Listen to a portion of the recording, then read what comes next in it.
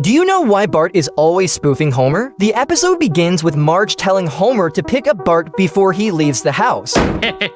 What'd you say, Marge? Bart is concentrating on catching a ball with his face. It wasn't pretty, but at least it worked. After the game, he's sitting on the curb waiting for Homer to pick him up. The kids were leaving one by one. The sky was cloudy and there was a chance of a rainstorm. Then Bart spotted a car that looked like Homer's. Before he knew it,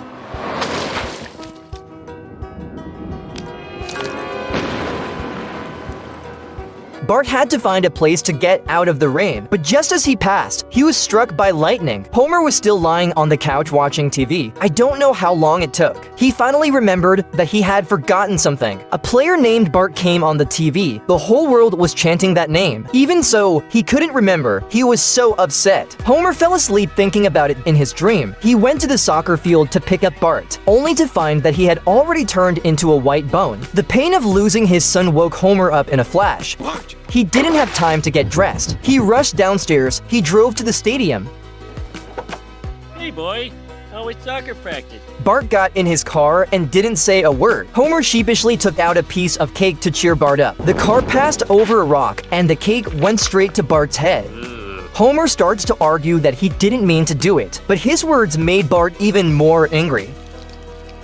Do you know what happens when Bart becomes addicted to lying? This episode begins with Bart trying to avoid an English test. He lied about having a stomachache to get out of the test center. When he got home, Abe thoughtfully prepared him with all sorts of equipment and leeches from the drugstore. He was even kind enough to let him try an oral thermometer. The next day, Bart was back on his feet, but when the teacher told him he had to make up the test, My ovaries.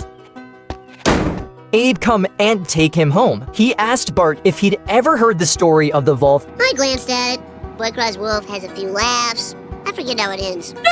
To avoid this test, Bart had already had smallpox, decompression sickness, and even rabies. Well, I'm not sure I'm over it. Shut it, witch.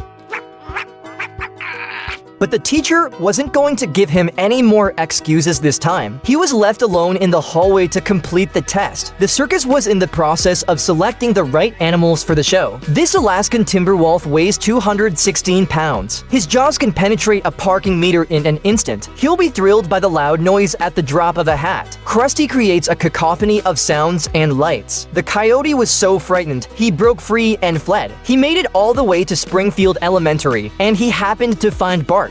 Wolf! Wolf! Wolf! I'm afraid you'll have to do better than that. After a battle, the last desk was chewed up. Bart was about to be killed by the wolf. Willie suddenly appeared. He ripped off his shirt and showed off his ABS, and fought the wolf to the death. He told Bart to hurry back to class. But when Bart came back to hand in his paper, the teacher told him to tell the truth about what happened outside, or she wouldn't grade the paper. The truth is,